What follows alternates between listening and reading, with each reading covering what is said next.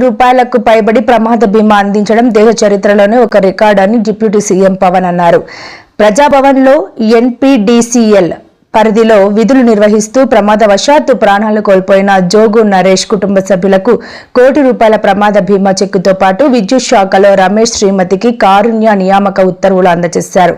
ఈ సందర్భంగా బట్టి మాట్లాడుతూ విద్యుత్ కార్మికునికి ₹1 కోటి ప్రమాద బీమా చెక్కును అందించడం కేవలం సీఎం రేవంత్ రెడ్డి నాయకత్వంలోని ఇందిరమ్మ ప్రభుత్వంలోని సాధ్యమైందని తెలిపారు.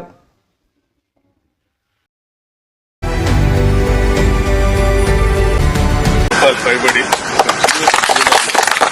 ఏర్పాటు చేయడం అనేది కేవలం ఇందిరమ్మ ప్రభుత్వంలో రాష్ట్ర ముఖ్యమంత్రి రేవంత్ రెడ్డి గారి నాయకత్వంలో ఈ క్యాబినెట్ తీసుకున్నాను నేను.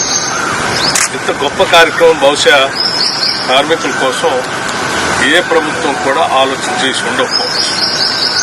ఒక కార్మికుడు తను చేసే పని ప్రమాదకరమైనటువంటి పని అని తెలిసినప్పుడు కూడా గత ప్రభుత్వాలు ఇప్పుడు కూడా దీనిపై దృష్టి సాధించింది.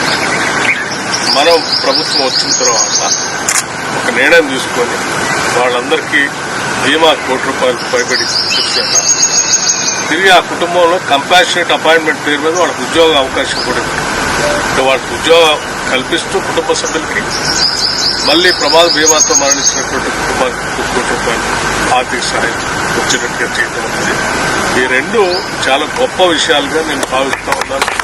దీన్ని ప్రభుత్వ ఆలోచనని సంపూర్ణంగా ఎగ్జిక్యూట్ చేసి దీన్ని కార్యరూపంలో తీసుకొచ్చిన సీఎండీని కూడా నేను వరుణ్ రెడ్డి గారు ప్రత్యేకంగా ఇది మన ఎనర్జీ శాఖలో సింగరేణి కార్మికుల్లో ప్రవేశపెట్టాం. అలాగే ఎలక్ట్రిసిటీ డిపార్ట్మెంట్లో ప్రవేశపెట్టాం. కొన్ని లక్షల మంది పనిచేసేటువంటి కార్మికులకు పనిపడి ఈ కార్యక్రమం నిజంగా ఈ ప్రభుత్వం యొక్క బాధ్యతకి నిబద్ధతకి ఈ మనకున్నటువంటి కన్సర్న్కి మానవత్వానికి ఒక ప్రతీక. దీన్ని అందరం కార్మికులందరూ దృష్టికి తీసుకోవాలి. తెలంగాణలోని